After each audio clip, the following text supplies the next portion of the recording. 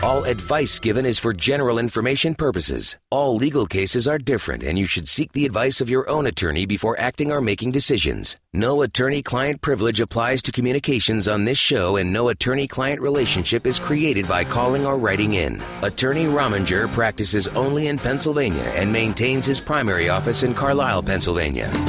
Hey, good afternoon. Carl Rominger here, coming at you live, 540-0580. Talk line number here. I'm going to answer your legal questions live on the air. 540-0580. Call in. What do you want to know about? You have a divorce, a custody, a little personal injury action. Maybe your neighbor's trees are leaning over onto your property. You want to have it removed. That seems to be a popular question lately. Whatever you guys want to talk about. So if you have a legal question, legal issue, or just something you always wanted to know about or something you just want to tell me about, always interested in hearing people's stories about jury duty and what they have to say about those. And, of course, if you want to weigh in on any current topics, current events, we're always glad to talk about those as well here on the air. 540-0580. Whatever your legal problem, call in. We'll answer it here on the air. What do I want to let you know? Well, first of all, we're still giving away those mugs at the Carlisle Bakery. So if you go downtown Carlisle, 35 South Hanover Street, Carlisle Bakery, order a large coffee and ask for it in the free Rominger & Associates mug. You'll get that handsome travel mug to carry with you, hot and cold. So that's the Carlisle Bakery, 35 South Hanover Street in Carlisle, Pennsylvania, 462-4160. They're open Monday through Saturday, 7 a.m. to 8 p.m. Talk line number here today, of course, is 540-0580. So if you have a legal question, call in with that. On August 25th from 2 to 3 p.m., I'm going to have David Nesbitt on here talking about elder law. And so if you've ever wanted to know anything about elder law or been holding up your questions for elder law or know anybody who has elder law issues or potential issues, make sure they tune in on August 25th here on WHP and WLAN to talk about elder law with David Nesbitt of Keystone Elder Law. And then on Tuesday, September 4th at 7 p.m., I'll be speaking live at the Harrisburg Hunters and Anglers Association to discuss gun rights and gun law. That's always interesting.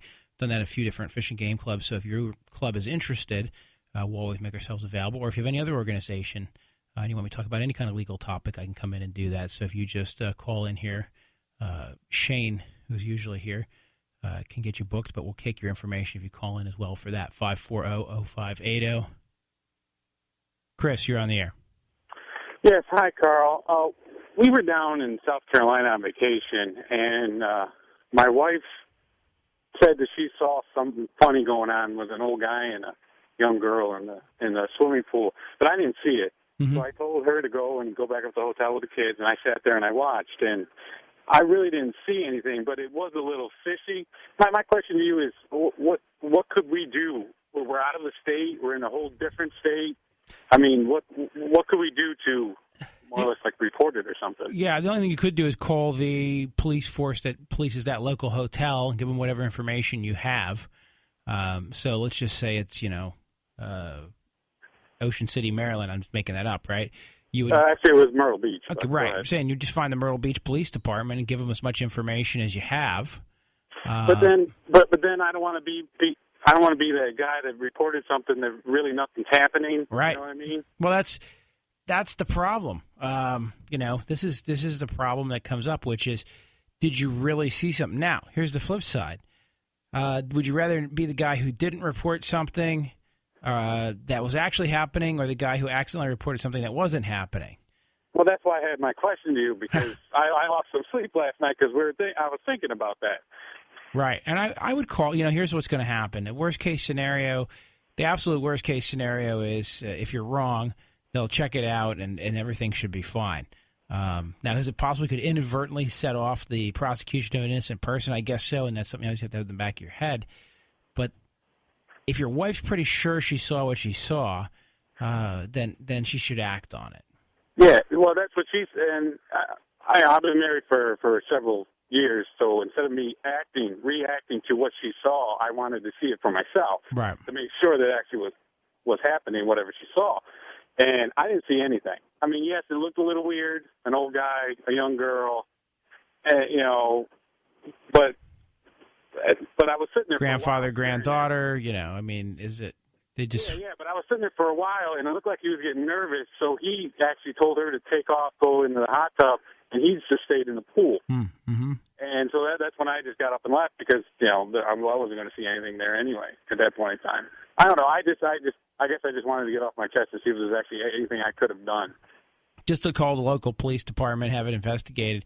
And, it's probably not too late to do that because obviously if they're in the hotel pool, people may know who they are. They may be able to track it back and check it out. Okay. And I would do that for peace of mind. Okay. All right? Thanks, Carl. All right, no problem. Take care. All right. Bye. Yeah, I mean, that's a classic problem. Some of you remember I've been involved recently in a case where that was one of the issues. Somebody thought they saw something and didn't do anything about it and maybe never told anybody.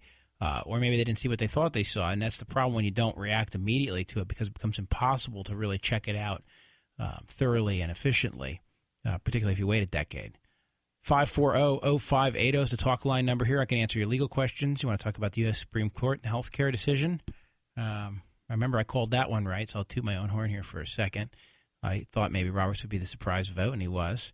I don't have any predictions for the Supreme Court this next year yet, although we do have the gay marriage issue coming in front of the federal courts, and it's going to percolate through with Prop 8 out of California. So we should see some interesting legal ground being broken there. And, of course, if you've been following this Chick-fil-A, let me tell you, my theory is the owner of a company can say whatever they want.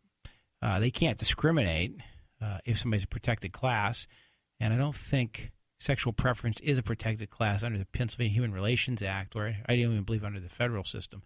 That said, people can vote with their feet, and like I talked to Bob Durgan yesterday, if somebody wants to misuse their political power, such as a mayor trying to block, say, Chick-fil-A from opening a store in their city or something, that would also be equally wrong. So this is one of these things that's going to have to play out where people are going to have to pick what they want. Now, kind of reminds me of Fox News. Rupert Murdoch goes and puts naked women in the paper every day over in England and says, hey, there's a bunch of people in America that are conservative, fairly Christian. They're looking for their own news station. They think CNN's too liberal. So I'm going to market up a product and I'm going to sell it to them, and they're going to love it. They're going to love it, love it, love it. Well, that's the same idea, Chick-fil-A did the, they have a certain value set. They press that value set in the public, and it really endears them with many people. It also aggravates a lot of other people. But at the end of the day, I guess, from a capitalist standpoint, is are they making money for their shareholders? And if they are, God bless them, right? And if they're not, then people are going to vote with their pocketbooks, and they're going to retool their marketing campaign and potentially switch gears a little bit. You saw that with the breast cancer charity, who kind of went after saying they wouldn't give any money to Planned Parenthood, and now their donations are down, or at least that's what we're being told. I don't know if that's true or not. Some of you will have to maybe fact-check that. I got the impression that they hadn't met certain goals, but it doesn't necessarily mean that their actual fundraising was really cut that much. I think they were making mountains out of molehills when you look into the nitty-gritty of that one, but who knows. 540-0580, get your legal questions answered. Jay, you want to talk about Chick-fil-A?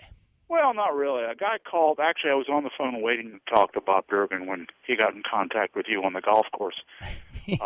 Nice of you to break up your game for that. But anyway, and a guy had called who had been, I guess, a cop in New York.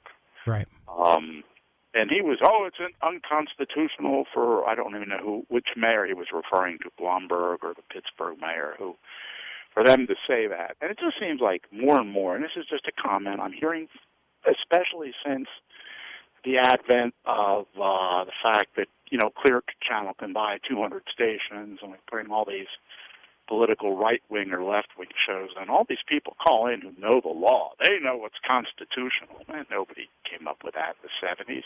They know what's constitutional. It's obviously constitutional for somebody to say something as long as they don't, that's their personal opinion. Now, I think the question I would have is, they still serve gay people. They didn't. Could they say the same thing? Could he say the same thing against a protected class? And I think that's legal for him to say it as long as he doesn't discriminate in employment right. or something like that. Once you but say, go ahead. Yeah, I was going to say, once you articulate something racist or sexist or ageist against the protected class, the level of scrutiny that's going to be applied to you, and then the things that might not even be actually racism or ageism or sexism or religiosity or whatever you want to call it, would suddenly take that patina on, right? Because the regulator would say, well, we've heard this guy say he's discriminating, and this is their policy, and it sure seems like it could be, and if he says he is, then he is. Well, the only thing I remember, and I didn't listen, that I've heard him say is that he, and I don't even know if he said the company, but he said he is a believer in traditional marriage. I don't think he talked about their policies about, the company employment policies or anything like that. Now, I have a lot of gay friends. I do theater. I know guys. You should have seen this. Well, I'm sure you saw some of the Facebook stuff going on. And Jay, hold on. I got to go to break. We'll talk a little more on the backside of the break here. Okay, sure. 540-0580. Carl Rominger answering your legal questions. See you after the break. Let's return to Weekend Appointment with Carl Rominger on WHP 580. You know I like my chicken fried. A cold beer on a Friday night. That's good music. A pair of jeans that fit just right. And the radio. Hey, welcome back. 540-0580. Carl Rominger here. Answering your legal questions. Jay, we were just talking about Chick-fil-A. Yeah, go ahead. What were you going to say? Let me just say, I don't want to belabor the Chick-fil-A issue. My issue is really all these people. My son loves that place, by the way. What's that? I said my son loves that place. Hey, it's great. It's great food. But if you like fast food, But, Buys three. Yeah, the thing is, this guy calls and he compared himself and the regulations that were upon what he could do and say as a retired policeman. I'm a retired government worker, retired civil servant. There's a big difference between what I can say and do and what an elected politician can say and do. Because theoretically they're not really civil servants, they're public servants. And what gets me is these people that call who aren't educated in the law, and they read the Constitution and they read one line and that's it, and they don't read the case law, they don't know anything about that, but they're ready to interpret the Constitution. Well, it's like have you seen the picture that Bill Maher has of Jesus handing the Constitution to the founding fathers? No. It's worth looking at. It's got it's just the kind of the concept that there are people who really truly believe, this concept that America is a Christian nation and that God handed the Constitution to the founding fathers, and that it's therefore immutable natural law or divine law or some divination of that. The problem is, and I always like to use this example when we debate it. Think about, by the way, if anybody wants to talk about this stuff or has a legal question, it's 540-0580, 540-0580. But if you think about this for a second, the Fourth Amendment, you are free from unreasonable searches and seizures, okay? Now, originally, that was the warrant requirement, and so that you can't have, you have to presumptively unreasonable if it's warrantless, and you've got to have certain procedural things in place, and they got to be reasonable and standard. But where do you get the definition for reasonable? Well, you don't. You just have to use the definition that the founding fathers apparently meant for it. And then, at the time it was passed, a search warrant could only be gotten for things that involved the fruits of a crime, not the evidence of a crime. So then, a couple years later, the courts decided, well, you can allow a search warrant not only for the fruits of a crime, but also evidence which help convict the person of a crime. Well, that's a much greater intrusion because the government no longer says, I want to come to your house and see if you have the bushel of missing apples because I have probable cause to believe you do, and here's how I can make that out in a warrant. They can now say, well, what we want to do is we know that people who eat apples have napkins and plates and pie dishes. And so what we want to do is see if this guy has any cheddar cheese and a pie dish because that could be evidence that he stole the apples. And that becomes the basis for the intrusion. But that's not found in the Constitution. How do we switch from one to the other? Well, it's not even defined in the first instance, so maybe it's not that big of a deal that we switched. Yeah, my point is, and I think what you're trying to say, if I'm correct me if I'm wrong, is a lot of people think that this Constitution is divine law and it's so clear and it's so obvious. Well, I wish everything was clear. I think we should all get together, a couple million of us, go out and play golf, have cigars, have a little adult libation with us, and I bet you we'd all get along better. But maybe we wouldn't. I don't know. It's called the Beer Summit. Yeah, well, that's a good idea. But I just get a little tired of people who don't really know the law, assuming they know the law. I hire a lawyer when I need to. Right. Well, that's why I hire a mechanic when I need my car fixed. But it just kind of got to me where this guy is so sure of how it is because he used to be a cop, and I just don't think cops necessarily are experts on constitutional law. No, that would be my opinion as well. However, I will say this. I know that a lot of officers strive to try to be, and I can think of a few officers in particular who really do, kind of map it out in their heads. But the reality is, and this is what I always tell the police officers, I taught a class one time for some police officers out in the middle of the state. And, as I said, you guys have a different job, which is you've got to make these decisions on quick rules of thumbs in the field, You don't have time to mince this thing all out to all its niceties. So what you want to do is make your best decision and go with it. But if you're wrong, don't get that upset that the government can't use the evidence that it's suppressed, because if you got the marijuana off the street, you got the marijuana off the street. If you got the drunk off the road, you got the drunk off the road. And if he weasels out of a punishment because on the fly you didn't do something, didn't dot an I or cross a T for the constitutionality, you shouldn't be happy about it, but you don't have to be sad about it either. Just use it as a learning point, and in the future, change it around a little. I just want to state out to future callers, I'm not anti-cop, and those talk shows are free reign unless you piss off the host, which I do occasionally. Then they shut you off. Right. Well, right. I can just hit the drop button. Yeah, okay. Well, no, I'm not referring to you. I'm referring to Mr. Durgan. Okay, Carl, take care. All right, Jay, take care. 540-0580. If you have a legal question, we'll talk about it here on the air. New Jersey. New Jersey's highest court bars pet distress claims and death of pets. Apparently a woman watched aghast as her neighbor's dog killed her 9-year-old dog back in 2007. And the dead dog's owner sued the other dog's owner, and where she testified at her closest to the pet that had even slept in a bed near hers, and the court awarded $5,000 damages for the value of the dog, but they denied her damages for emotional distress, which she said she's entitled because she witnessed her pet's death. And it went all the way up through the New Jersey courts. And under New Jersey law, listen to this now. Under New Jersey law, people can sue for damages for emotional distress if they see someone close to them die, the court has said in the past.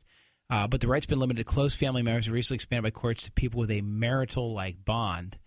I think that would be like same-sex type issues and things like that. And so this woman tried to extend it to a dog. And, of course, the court said no. Because remember, dogs are chattel, just like horses or any other animal, at least in most states so far.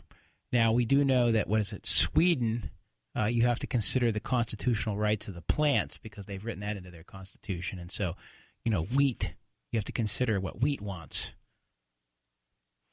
Chris, you're on the air. Hey there. You were just talking about the Fourth Amendment, which I think is funny because I just ran into the Fourth Amendment. I had an officer say that he smelled something in my car, which there was nothing in it. All right, and he said that was his grounds for warrant. Interesting. Now, when I got my lawyer involved, the warrant was dropped. But they held my vehicle for a week and a half, just held it. No warrant on it, no nothing.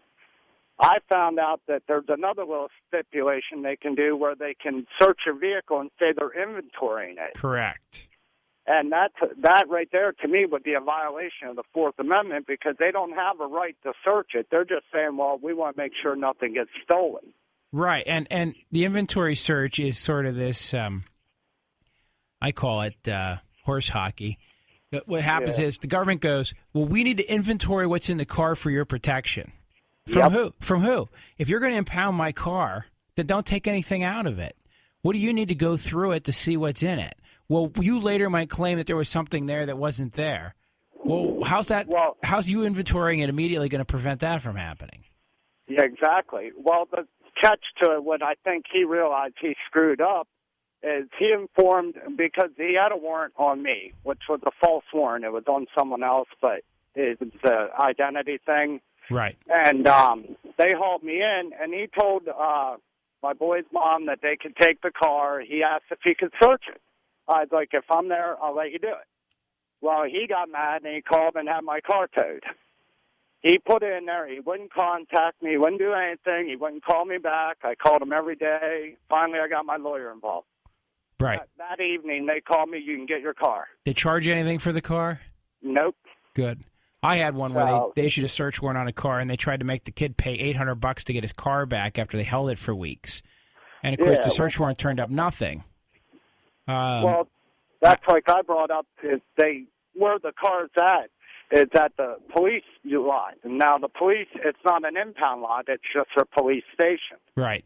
So they can't charge me for an impound fee due to the fact that it's not an impound lot. Well, I just want to make sure everybody out there knows this. If they pick your car up, okay, meaning the government, and they want to do a warrant on it or impound it for any reason, and they don't ultimately have cause to do it, or the warrant doesn't result in any prosecution, you don't have to pay those costs. Those go on the government.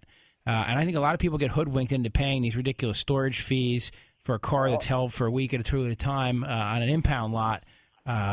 When all they had to do was refuse to pay. But unfortunately, my experience is we've had to go to court and get a judge to order the police to turn it back over and absorb the cost. Well, that's what I went to my lawyer for, because the fact that they wouldn't call me back or anything, I knew that they didn't have grounds. Because they're like, we'll get the warrant on Tuesday. The car was picked up on the Thursday before. Right. So I was going at the fact that they wanted a certain judge to issue the warrant because he just say smelled it. Now, there were other officers involved, and none of them smelled anything. It was just this one. Right. And he didn't even say he smelled anything until after I refused to let him search my car. Years ago, I had a case. Woman's driving down the road. She's supposedly swerving all over the road, and she has 30 pounds of marijuana in the trunk of her car, okay? Yeah. But the guy that pulls her over is a 20-year veteran drug cop who's running traffic for the first time ever for half an hour on the interstate. Now, do I believe for a minute that this guy is telling the truth, that he's out there just running traffic for half an hour because who knows why he hasn't run traffic ever, but he magically, the one car that he pulls over for erratic driving has 30 pounds of marijuana in the back of it? Or do I believe that there was some kind of interdiction effort going on here and there was a little bit of a lie about how they knew which car to pull over? So, well, see, the thing I got by, too, is the car wasn't involved in any of it. I wasn't in the car, nothing. I was at the river looking at something, checking out the river with my boys, and we came out of the woods, and he ran my plate. He just decided he wanted to run the plate. Chris, let me ask one quick question. Huh? Any priors for marijuana? Yeah, just paraphernalia. Right, and that's what they saw on his prior, and all of a sudden, magically, he thinks there's something in the car. That's what happened. Yep, and when I talked to my lawyer, he was like, well, he can say that he smelled it. Right. And what I think hurt him, too, is they had a canine unit there, and the canine didn't alert anything. Oh, well, magic. All right, my friend, I got to go to break. All right, nice talking to you. Yeah, thanks. I got Ken and Bob holding when I get back, 540-0580. We'll talk to you guys, Ken and Bob. Let's return to Weekend Appointment with Carl Rominger on WHP 580. Welcome back. Carl Rominger here answering your legal questions, 540-0580.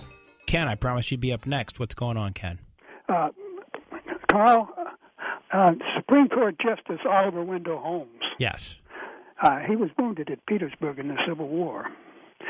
Said the Constitution permits us to go to hell, and if enough people want to go there, it's my duty to help them.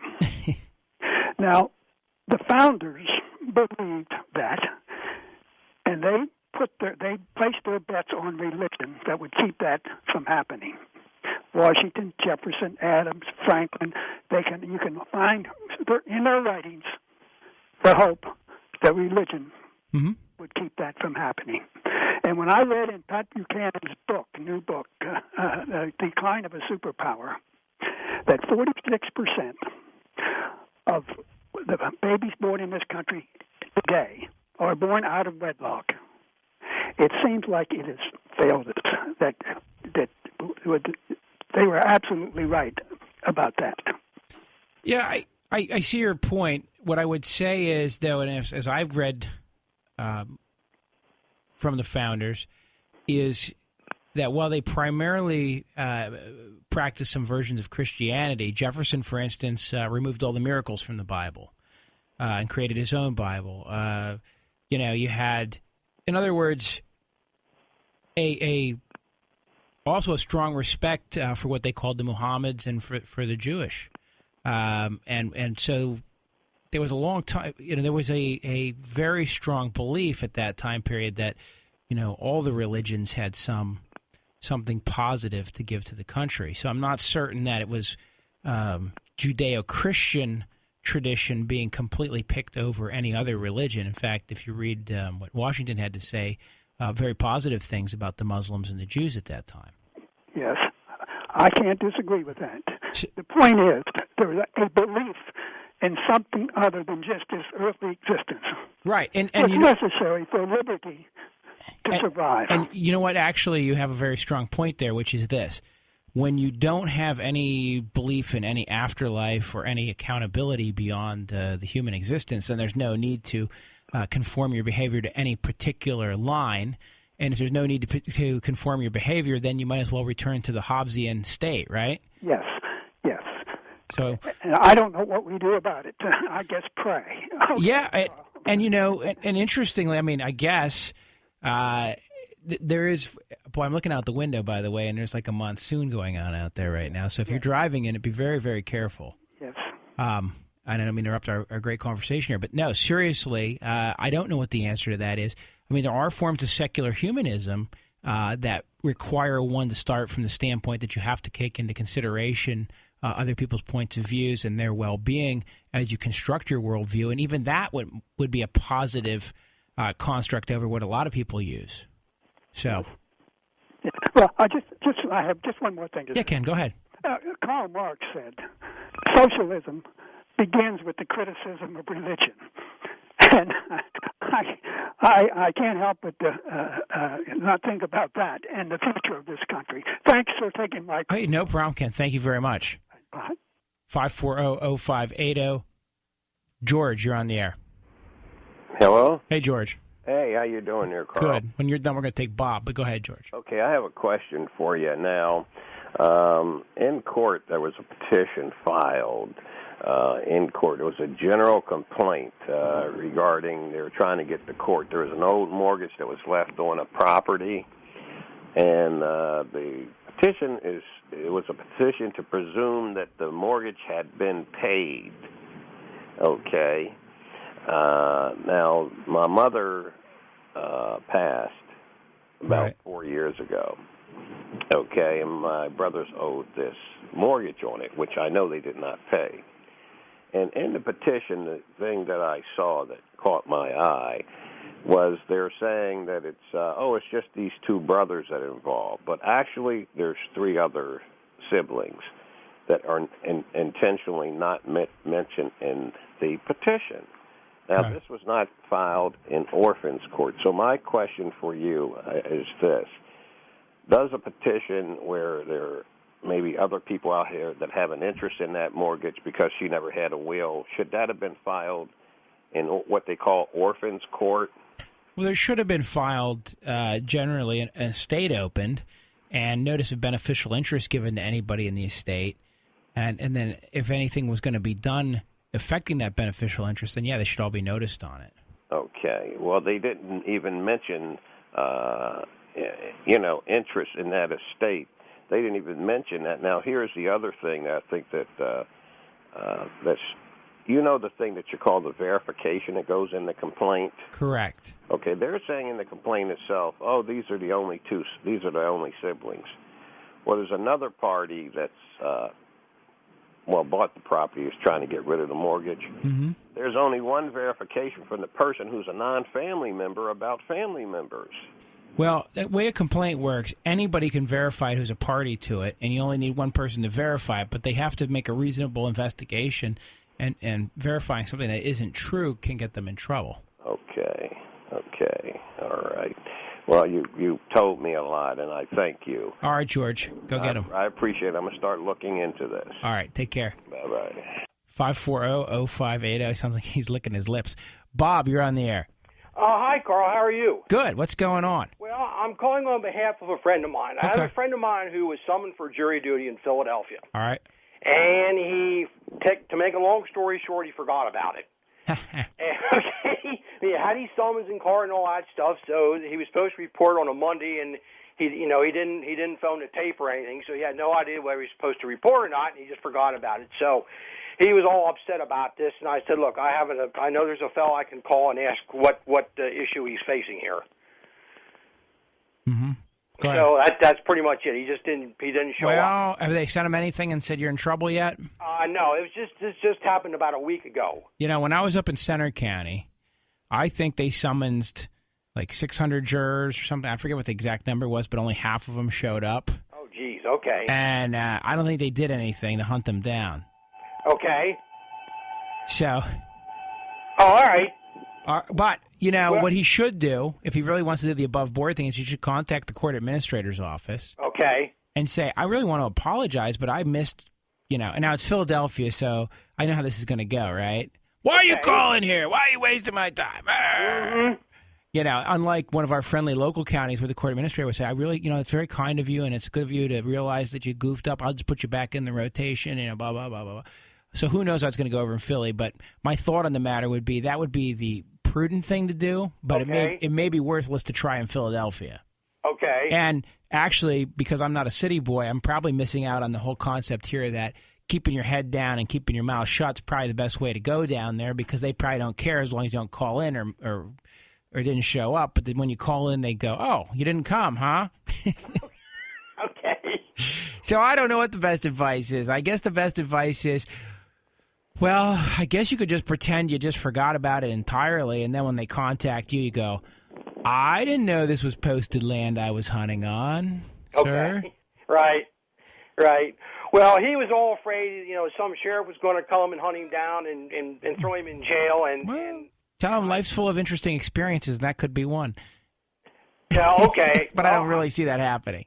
Okay. I think he would most likely get a notice from the court to say, come down here and explain why you weren't here. Okay. So then he would have to go down, drive to Philadelphia, right, and go in front of a little hearing in front of a judge. Now let me ask you this question: how on earth did he get something? Was it a federal court? Yeah, it was federal court, the Eastern District. Okay, Eastern District. Then what he should definitely call the federal court administrator. Okay. And apologize and say, I just completely goofed up and didn't come, and I apologize. What can I do? Do you want to put me on a different date or time or what? Okay. Because the federal courts, you know, and I'm not making fun of the state court, but the federal courts, the level of professionalism at the Eastern District versus, say, the county level where it's just a nightmare to work with them sometimes. Okay. I would say that it's well worth calling and apologizing and checking it out. And if you want somebody to do that for him, let me know, and I'd be happy to just make an inquiry on his behalf. I don't think they're going to care or be that upset about it, particularly if he does call in and apologize. Okay. All right. All right, Carl. Thank you very much. I was thinking about that. I'm like, wait a minute. If in Lancaster, how do you have to? Okay, it has to be federal court. Yep. This is the Eastern District. Yep. So, like I said, he was all upset about it, and he was afraid he was going to go to jail. And I said, well, just relax. I'll get some information on it and get back to you on that. I'll leave you with a funny story. So I'm up in Perry County, and we're picking a jury, right? Right. And the judge says, Mrs. So-and-so, you're dismissed. And she looks at the judge and goes, oh, I'm so glad because I have to drive all the way up from Harrisburg for this if I was picked for the jury. And, you know, the district attorney, myself, and the judge, we all looked at each other like, wait a minute, this woman lives in Harrisburg and she's being picked for a Perry County jury? How did that happen? But, well, she didn't make it, so no harm, no foul. But we were all kind of chuckling like. That is an interesting story. So, all right, Carl, thank you very much for your help. All right, got to go to break, 540-0580. Let's return to Weekend Appointment with Carl Rominger on WHP 580. Hey, welcome back. Carl Rominger here. 540-0580. Okay, who's next? Matt, you're next, then we'll have Rick and Nancy. What's up, Matt? I got two questions for you. One is, I drive an awful lot on the roadway throughout the South Central Pennsylvania area because of what I do.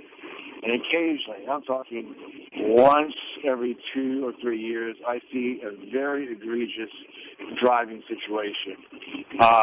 Not even just the leaving in and out of the road. Usually it's like passing people on the right side of the road. Right. Like going down the highway and they're on the meat on the to the right of the white line, passing people, and those kind of things. How do you, and when I see it, I call the cops and they all go, okay, and you never see anything again. Right. How do you get something like that report it in such a way that, or how do you document it that we got a severe Yahoo on the road? Well, or is there nothing we can do?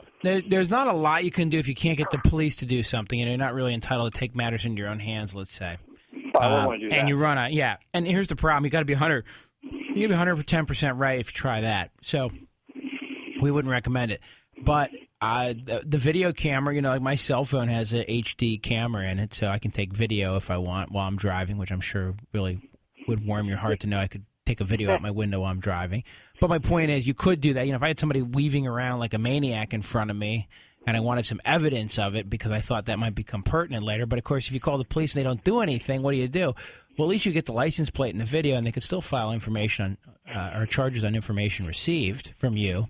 Right. But we had a police officer on with Bob Durgan one time. We talked about this information received, and the long and short of it is a lot of police officers will tell you they don't like those cases because here's what happens. You get the over-the-road truck driver who sees some terrible driving. He calls the police. They pull the car over.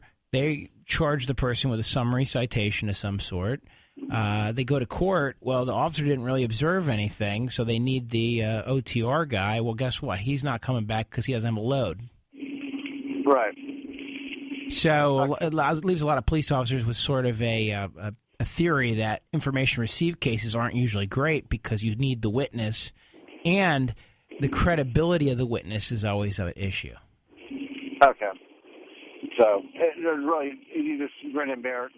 That's my advice. Okay. But you know what? Reporting it can't hurt. Worst it can happen is they can ignore you again. Right. Now, the second question I have for you, you were just touching on a little bit about jury trial. I've always wanted to be on one. How do you? And unfortunately, with my work situation, if the jury trial called me in certain seasons, I would have to decline because it would irrevocably affect the business that I work with. Right. But how can you volunteer for a jury at a specific season, or at least get your name? Yeah, we don't do that. The only way is you have to get in whatever the random selection list that your jurisdiction uses, which is usually voter records enhanced with driver's license records. Yeah. And that's it. It's the lottery. And it's weird because some people can go 100 years and not get picked for one jury, and other people have been on 4 over 20 years. Yeah. Okay. All right? Well, all right, brother. Thanks much. We'll all right. Hey, thanks. 540-0580. Rick, you're on the air. Hey, good afternoon, Carl. Yeah, what's going on? Fired up. I've been a Republican since 1980. I just turned 50 yesterday. Okay. First time I ever voted was for Ronald Reagan. Congratulations on making it to 50. Yeah, thank you. It was touch and go there for a bit, but anyway. But I am getting, as the older I get, maybe I'm just getting cranky. But the older I get, the more it bothers me when a Christian, quote unquote Christian, has decided that if someone doesn't believe what they believe or doesn't believe in the word of the Bible or what have you, that they cannot have any morals, cannot live a kind life, cannot do unto others, and being that it's exclusively their realm, their right. To a Christian, what have you. It's just making me nuts. There's a problem. And it just happened. It felt like, a little while ago on your show, Carl. Well, there's a problem, and I'll tell you what part of the problem is. It's not an absolute problem, but it's part of the problem. When you have a religion that's apostolic, that requires you to convert people, or at least suggest that you need to be out helping other people come to your way. You can't really be an apostolic religion if you believe that there are many other paths. Okay, so think about it this way: if you have someone who's a fervent apostolic Christian who believes that they need to go out and proselytize, right, and convert people, well, what's the point of converting people if they are moral and similar and not likely to go to hell? Because so so it's kind of built into the religion that there's an imperative to. I understand, but when this manner of thinking gets brought into governments and the laws and the ways we do things here in this country, and it's religious and Bible-based, right? It just shouldn't be. For example, go ahead. Gay marriage. okay? And we heard from somebody on Bob's program the other day about how, it would hurt the children. Didn't say how, but somehow it would be harmful to children if gay marriage were legalized. Well, I've also heard from my conservative brethren about what a small percentage of the population is gay. Well, if such a small part of the population is, it should not have such a huge effect on or damage marriage for quote-unquote straight people. Yeah, well, here's the... And you know what it amounts to? Say it's 10%. Well, the 90 over the 10%. And you know what that is? That's tyranny of the majority? It's bullying. It's the tyranny of the majority, which was something the Founding Fathers worried greatly about. All right, my friend, I got to go to break here. As you guys know, and Nancy, please hold on, because I got to do another live hour here on WLAN and WHP 580. So another live hour. I'll be answering legal questions. Of course, if you need me throughout the week, it's 241-6070, but the talk line number is 540-0580, or go to RomingerLaw.com. Of course, you can join me on Facebook as well.